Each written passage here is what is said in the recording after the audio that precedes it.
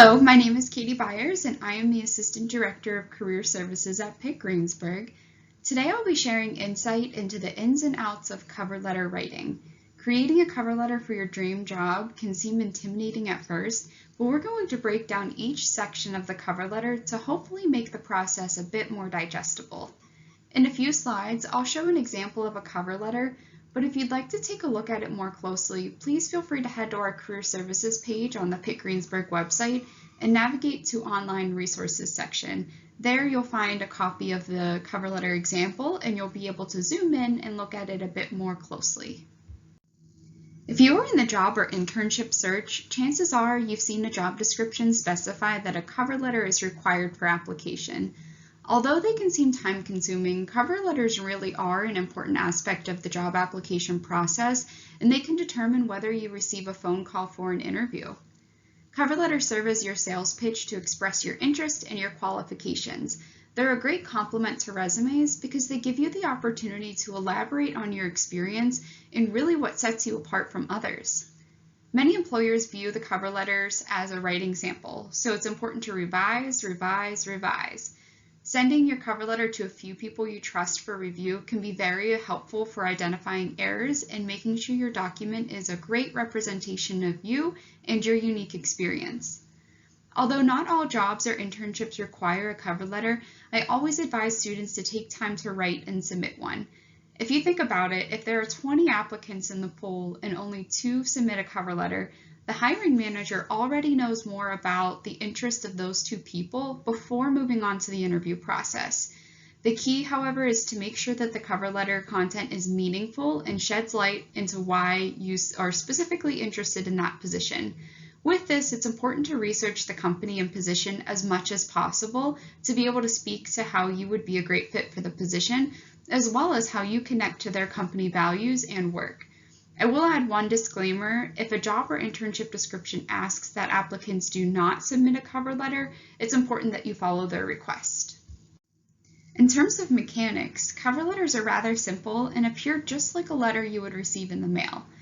Resumes have slight flexibility in page limit, but cover letters are strictly 1 page for all industries. Font size should be between 10 and 12, and font style should be conservative and can match that of your resume to keep everything consistent. The beginning of the cover letter appears like a physical letter with the date and contact information of the recipient listed first. The actual cover letter consists of approximately 3 to 4 paragraphs, which includes 1 paragraph intro, 2 to 3 paragraph body, and a 1 paragraph conclusion. We'll take a look at and dissect each section of the cover letter in the next few slides. On this slide, we see an example of a cover letter. We'll take a look at each individual section of the cover letter in the next few slides, but there are a few things to note here. To make your resume and cover letter appear even more uniform, I recommend copying and pasting your contact information section from your resume. Other than the contact information section, all the content is left aligned and none of it is indented. As you progress through your professional career, though, you might consider using some bullet points in the beginning of your cover letter to showcase a few of your career highlights. Just like a physical letter, the contact information of you and the employer should come first. I recommend pasting your contact information section from your resume here. Include the date for which you are submitting the application. You might need to wait to add this until you're ready to upload it to make sure that the date is reflected appropriately. Next, you can include a line that specifies the position for which you are applying. Now, this portion is optional because it will also be included within your first paragraph. The employer contact information comes next. As you read through the job descriptions, sometimes there's a hiring manager name listed, while other times there's not. Do your best to find this contact information, but if you're unable to locate it, it's okay to leave out a specific person's name. You can still include the company name and address, though. In the greeting line, address the letter to the hiring manager's name if you know it. Otherwise, addressing it to Dear Hiring Manager is just fine. If you ever have questions about locating a name to address your cover letter to, please feel free to reach out to Career Services. We're always happy to help you search. Just like any term paper, the first paragraph sets the scene and intrigues the reader. Within the first paragraph of your cover letter, it's important to specify the position for which you're applying and how you discovered it. For instance, on LinkedIn, on the company's website, on Handshake, etc. If you have a connection that encouraged you to apply, mention their name. This can be especially helpful if the contact works for the organization. Introduce yourself by listing your education background, including your major, any minors, and expected graduation month and year.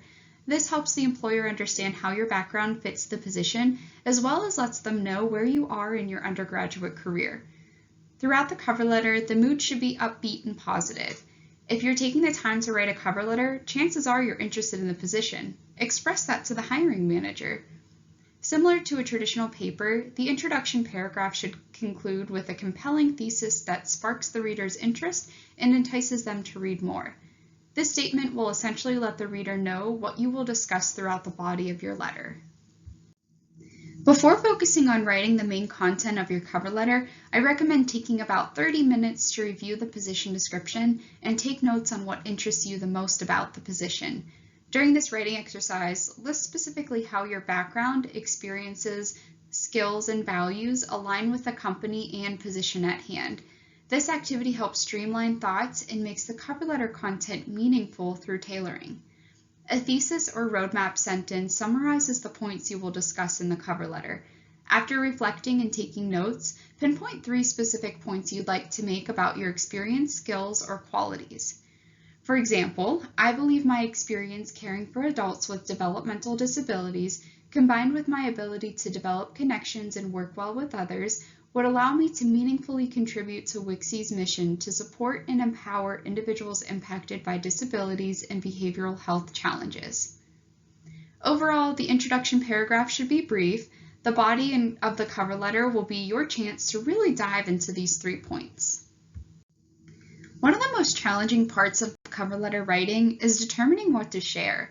As previously mentioned, dissecting the job description and noting any parallels in your experience and qualities is a great start. Researching the employer to gain an in-depth understanding of their mission, values, and work can also be valuable, as you can identify any parallels in your experience and interests.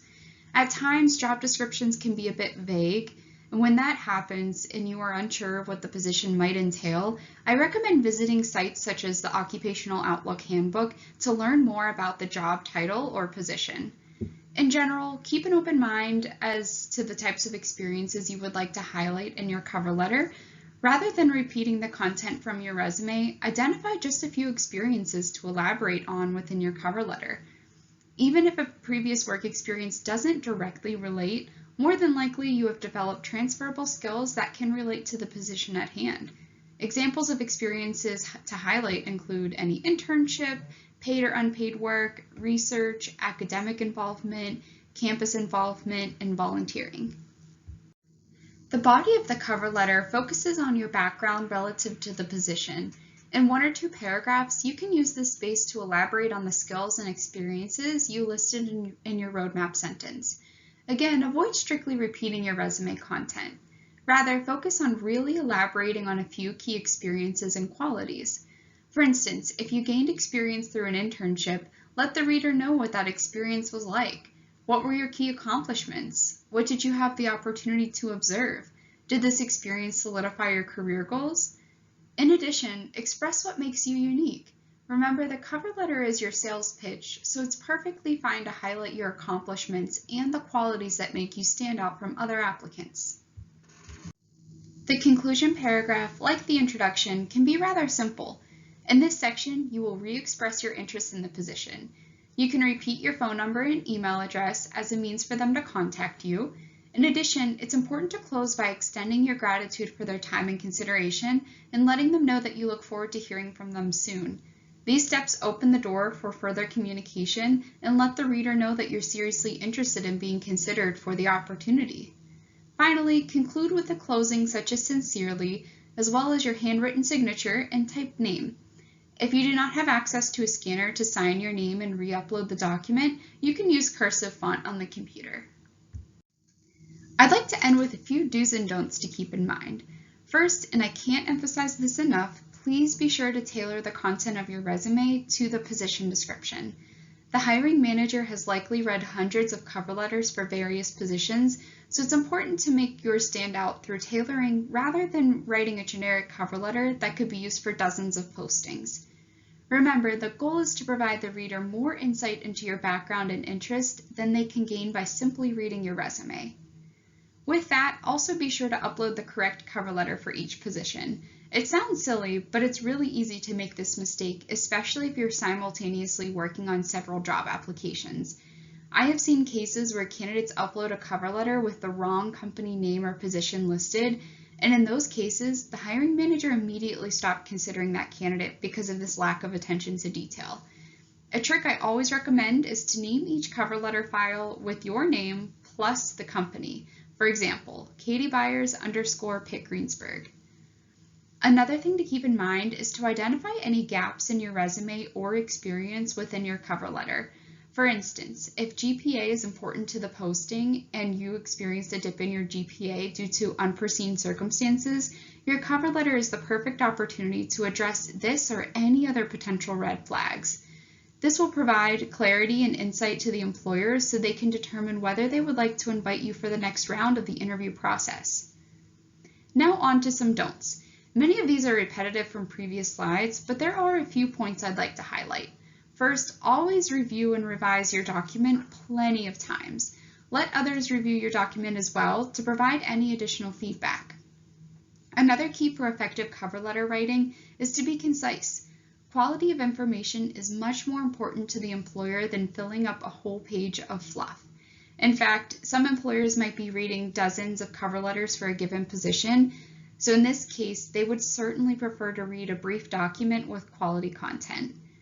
Finally, rather than focusing on what the job or internship can do for you, express what you can do for them or why you would be a great fit. This can be challenging, especially because many internships are designed to provide your education and training. However, the employer wants to know that your experience, personality, and skills will make you a great addition to their team. As I mentioned earlier in the presentation, we do have a cover letter example and outline you can refer to as a guide. It's located within the online resources section of the Career Services webpage that is linked on this slide.